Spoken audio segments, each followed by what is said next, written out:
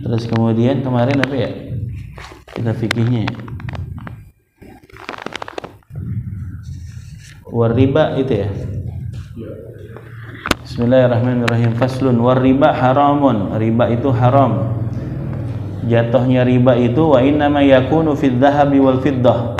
Namanya riba itu di dalam emas dan perak. Kalau dalam sekarang itu duit. Transaksi duit itu yang mengandung riba. Kalau dulu kan emas perak karena emang uangnya, mata uangnya dinar dan dirham. Wal mat'umat, dan di dalam makanan, beras sampai beras, gandum sama gandum. Wala yajuzu bai'ud dhahabi bidzahabi, dan tidak sah, tidak boleh jual emas dengan emas, nggak boleh. Walal fiddah kadzalik, nggak, dengerin dulu, emas sama emas nggak boleh dijual, fiddah dengan fiddah, perak dengan perak nggak boleh dijual, illa kecuali mutamathilan, harus sama beratnya, begitu ya. Antum punya emas, saya punya emas, dijualnya harus sama nilainya. Kalau dulu namanya barter ya, barter. Illa mutamathilan naqdan, harus mutamathil, harus sama, serupa. Wala bai'u mabta'ahu hatta yakbidahu. Jadi kalau yang dianggap riba itu, dianggap lebih itu, yang haram itu, kalau misalnya ente mau jual emas yang seharga, yang seberat 1 gram, mau dijual sama ane yang punya emas seharga 1 gram, 1 misalnya. Nah ini itu yang dianggap riba, begitu ya, karena harus sama dia, gitu ya. Antum punya beras 1 liter, mau dijual sama beras sana 1,5 liter, nah itu riba. Harus sama beras sama beras, kecuali beda. Yang kayak sekarang kita transaksi, antum punya beras, jual beras, ane mau beli berasnya bukan pakai beras tapi pakai duit, nah itu boleh beda. Satu beras ini harganya sekilonya 15.000, yang ini 12.000, yang ini 13.000. Kenapa bisa beda begitu? Nilainya beda emang. Yang kedua, kualitasnya beda. Yang kedua, itu beras sama uang, gitu ya. Nggak mesti harus sama. Makanan dijual, belinya pakai duit, nah itu boleh beda. Harganya nggak mesti harus senilai, gitu, karena bukan sejenisnya. Ini makanan, ini yang diberikan adalah uang. Okay. Wala bai'u mabta'ahu. Ana beli barang sama antum, ada 2, ada A sama B. Dia punya barang yang sama. Ana beli sama dia seharga misalnya 1 juta. Ana beli sama yang ini 1.200.000. Apakah ini yang 200 karena beda sama ini dianggap riba? Enggak. Karena ana kan punyanya fulus, kalau dia punyanya barang. Fulus sama barang kan enggak sama. Maka kalau ada lebihan enggak ada masalah, bukan riba namanya. Riba itu yang sama-sama fulus. Paham tuh ya? Ini dalam pembelian atau penjualan. Kalau dalam peminjaman juga sama. Karena minjam sama ente aslinya nih 1 juta, berarti balikinnya berapa? 1 juta. Begitu ya. Harus dalam balikin sama jumlahnya. Nah, sekarang udah pakai rumusnya bukan yang dasar ini. rumusnya adalah namanya saling ngasih manfaat. Apa namanya? Saling menguntungkan. Begitu ya, saling menguntungkan. Antum dapat untung, ana juga dapat untung. Bagaimana? Ana minjem duit sama ente 1 juta. Tapi ana wajib balikin 1.300.000, tapi temponya sampai setahun. Begitu ya. Berarti bayarnya berapa itu bulannya? Sekitar 100.000 sekian ya. Ente dapat untung fulus ana, jadi tadinya minjemin berapa? 1 juta jadi 1.300.000, dapat keuntungan berapa ente? 300.000. Ana dapat keuntungan tempo. Waktu bayarnya ana punya waktu sampai setahun. Begitu ya. Ente dirugikan dengan tempo, ana dirugikan dengan membayar lebihan dari 1 juta tadi, yaitu 300. Tapi sama-sama diuntungkan nggak? Sama-sama diuntungkan. Transaksi inilah menjadi dasar kenapa ada bank yang meminjamkan uang terus kemudian dia balikin lagi. Karena ada saling menguntungkan. Kalau dulu minjemin duit, balikin duit, nilainya nggak sama, jatuhnya apa? Riba. Ini dibilang riba haram. Sekarang berkembang, Pak. Ilmu fikih kita ini berkembang. Orang baik mana yang mau minjemin 1 juta, balikin 1 juta juga pakai tempo 3 bulan, 4 bulan, begitu ya. Sama saudara aja kadang-kadang mikir juga, balikin nggak ada lebihan, nggak. Berat. Begitu ya, sama saudara aja tuh. Benar nggak? Akhirnya adalah transaksi ini saling menguntungkan, gitu ya. Kalau yang kedua hilahnya, kenapa jadi boleh pakai orang ketiga, namanya muhallil. Jadi begini, ana mau beli barang, ente jual barang, ini motor cash, harganya 13 juta. Kalau tempo 36 bulan, jadinya 17 juta. Ada selisih 4 juta. Terus ente ini sebagai penjual nggak langsung transaksi sama ana. Yang jadi transaksi sama ana adalah orang ketiga, yang disebut sama leasing ya. Jadi ini leasing, ngambil nama dia secara cash 13 juta. Nanti urusannya aneh sama dia nih. Jadi ana transaksinya sama dia sudah transaksi yang berbeda, yaitu pembelian secara tempo tadi. Atau seolah-olah dia yang nalangin ente kepada dia, jadi urusannya sama satu aja. Paham ya? Itu yang bisa jadi halal, harus ada muhallilnya. Orang yang nombokin dulu kepada si penjual, ntar baru antar muhallil. Kenapa dia dapat keuntungan? Ini dia orang dapat keuntungan leasing karena dia butuh orang administrasi yang nagih, begitu ya. Ala kulli hal, pembelian secara kredit itu boleh, begitu ya. Pertama, karena barang yang dijual dibelinya pakai uang, barang sama uang. Ini bukan riba, begitu ya. Karena bukan sejenis. Yang kedua, dia ada muhallil. Ada orang yang nalangin.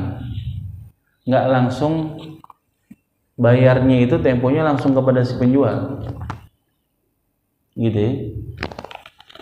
Emang si dia nawarinnya penjual mau cash sekian, mau kredit sekian. Ntar pas kita dealnya kredit, bukan deal sama dia tuh, dealnya sama leasing, karena dia pasti udah punya backupan leasing A, B, C begitu ya. Ntar waktu bayar ente tiap bulan sama siapa? Sama showroom yang jual motor apa sama leasing? Sama leasing. Gitu. Nah, cuman yang jadi ada pertanyaan besar adalah bahwa di dalam pembelian cash itu aslinya nih, kalau dibeli secara cash, kalau dilunasin sebelum masuk tempo waktu, itu dia cuman bayar harga utamanya saja, harga pokoknya saja. Jadi setiap angsuran tuh Pak pasti dibagi menjadi dua. Ada harga asli, harga modal, sama harga temponya tadi, leasingnya tadi. Itu tuh sebenarnya dibuka begitu tuh aslinya nih. Jadi misalnya tadi secara tempo 36 jadi 17 juta itu setiap bulannya misalnya dibayar 500.000 misalnya. Itu 500.000 terdiri dari 350 harga modal, 150 leasingnya gitu ya.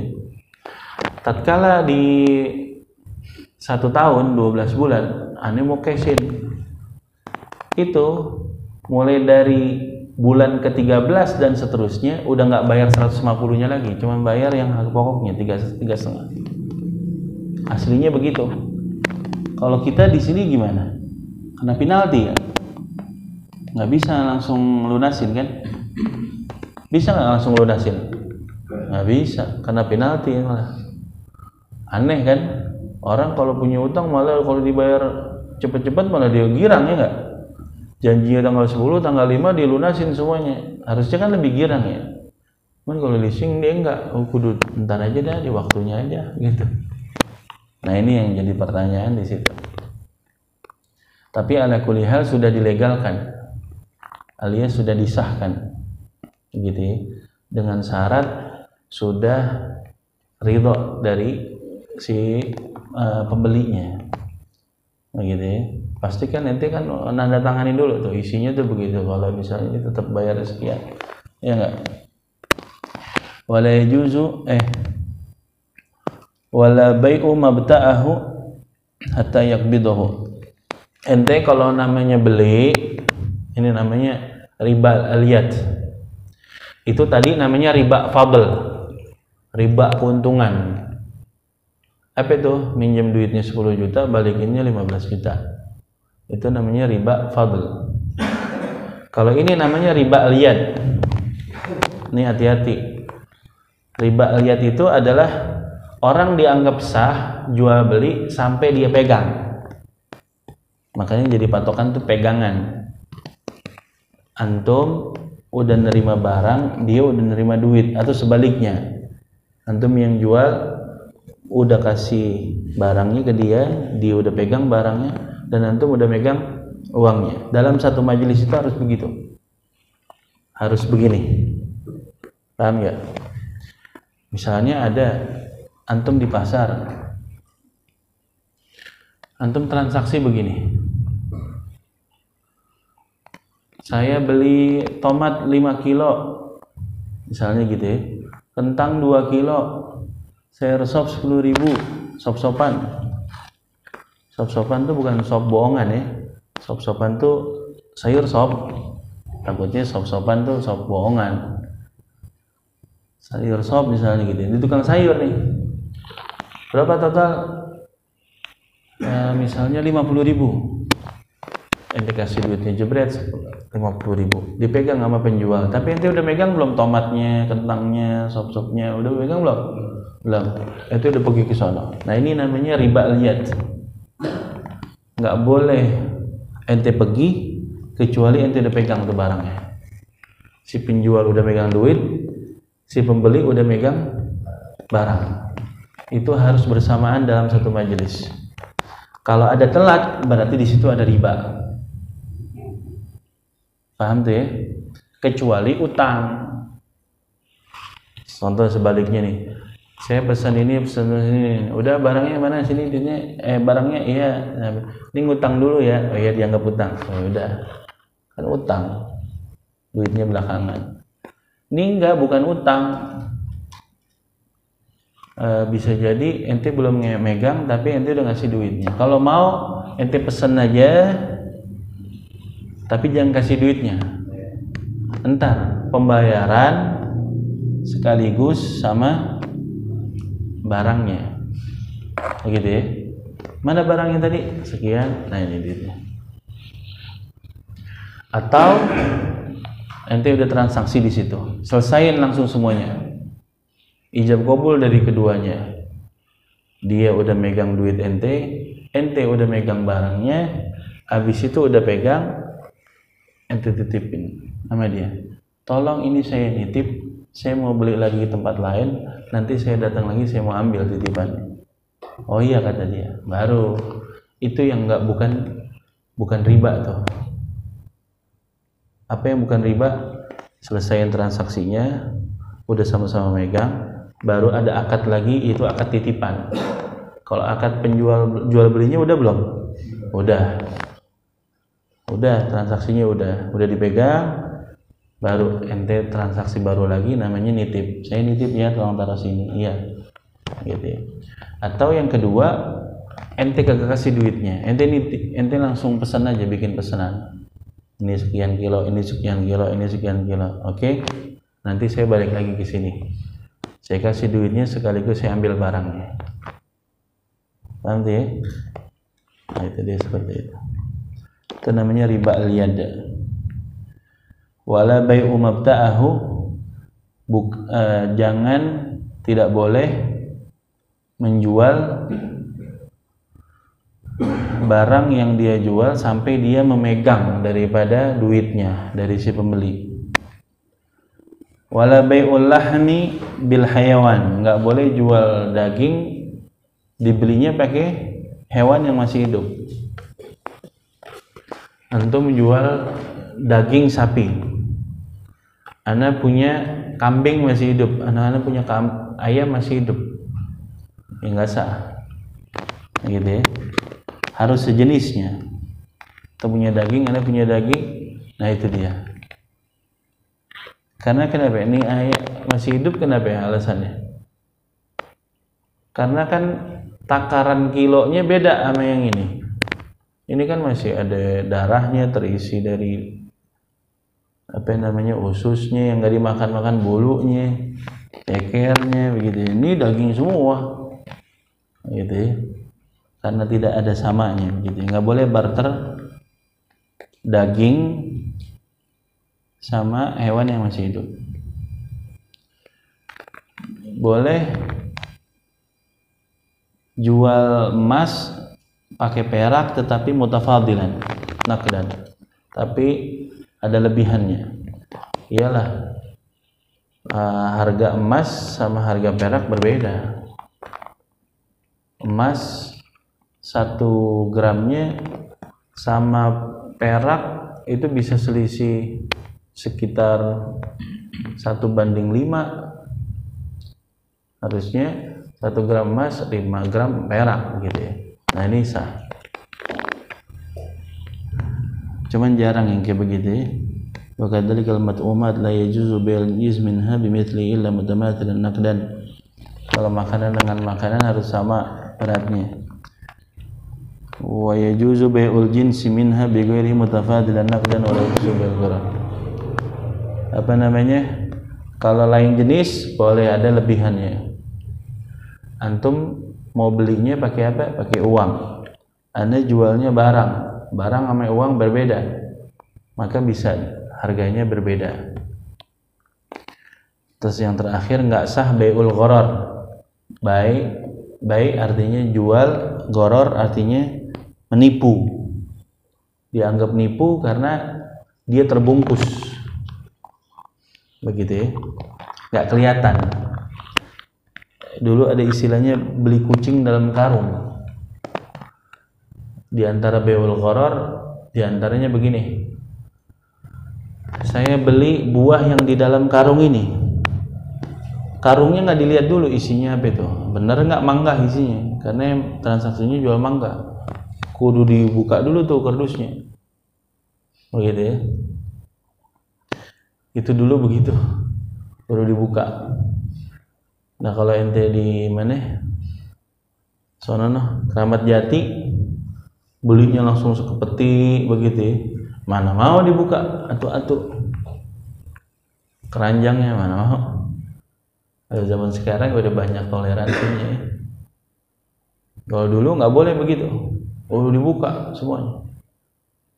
Anggur begitu juga dalam kardus. Dia kalau dibuka labelnya ngurangin nilainya nanti. Nah, jadi yang mau buka, yang mau beli, begitu ya. Cuman kehitung aja dari lihat dari luar jumlahnya dusnya sekian. Tapi kalau dibuka dusnya satu-satu diliatin, anggurnya kagak mau dia. Nah itu tuh maunya goror, supaya nggak ada unsur nipu, harus dibuka semuanya atu-atu. Ya, Anda bilang fikih muamalat sekarang berkembang, paham ya? Jadi nggak bisa ente telan bulat-bulat ini terus kemudian ente langsung bilang masyarakat, kagak sah, nggak sah. Pak, kalau kita semuanya pakai fikih Syafi'i dalam transaksi, banyak banget kita yang ribanya banyak. Contohnya riba adalah 2 transaksi dalam 1 qabul. Kan harusnya setiap transaksi ada ijab dan qabul. Kalau ada 2 ijab, 1 qabul, itu dianggap riba. Ana punya bengkel, ente datang ke tempat Ana, ke bengkel Ana, ente mau perbaiki motor ente. Kata mekanik Ana, permintaan dari ente ini mau ganti oli, terus ada yang diganti sealnya, ada yang diganti misalnya kelaharnya, dan itu Ana sebagai penjual nih, jual itu semua tuh, olinya yang ente butuhkan tadi. Harusnya Anda bilang setiap transaksi harus ada ijab dan qabul. Kalau 2 ijab, 1 qabul, jadinya apa? Riba. Harusnya nih ente datang ke anak, mana itu olinya? Saya beli oli ini seharga 50.000. Kata saya nih penjual, ya saya terima. Mana kelaharnya? Ini kelaharnya.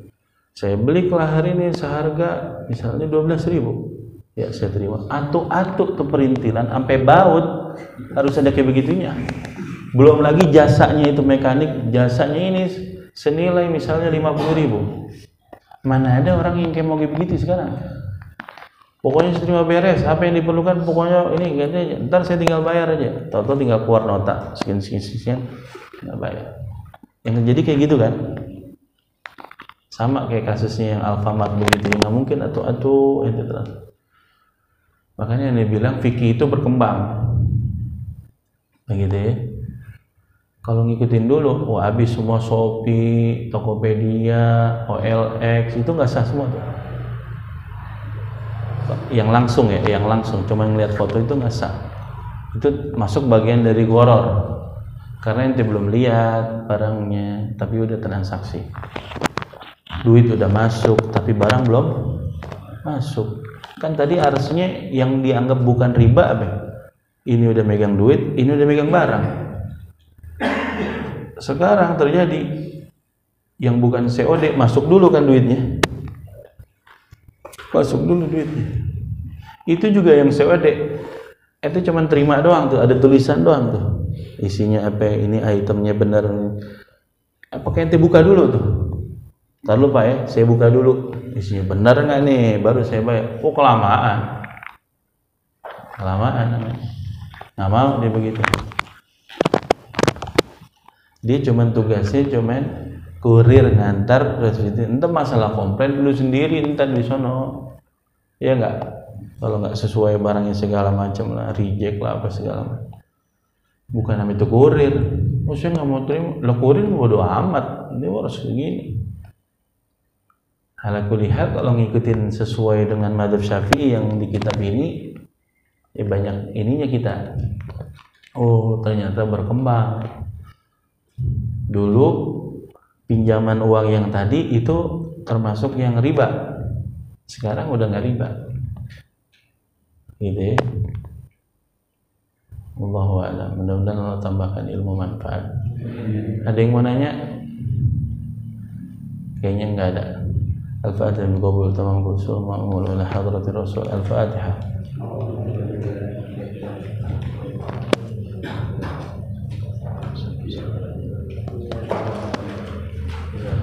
Rabbana taqabbal minna innaka antas samiul alim wa tub alaina innaka antat tawwabur rahim. Sallallahu alaihi wasallam Muhammadur rasulullah. Alhamdulillahi rabbil alamin. Ya Rabbana bi annana tarafna wa annana asrafna ala ladha ashrafna fatub alaina tauba tagsil wastur lana al-awrati wa amin irawati wa gufir Rabbi wa mauludina wal ahli wal ikhwani wa sairil khilani wa kulli dhima awjirati wal muslimina ajma'in ya Rabbi fadlan wa judan manna la biktisabin minna bil mustafa rasuli nahda bi kulli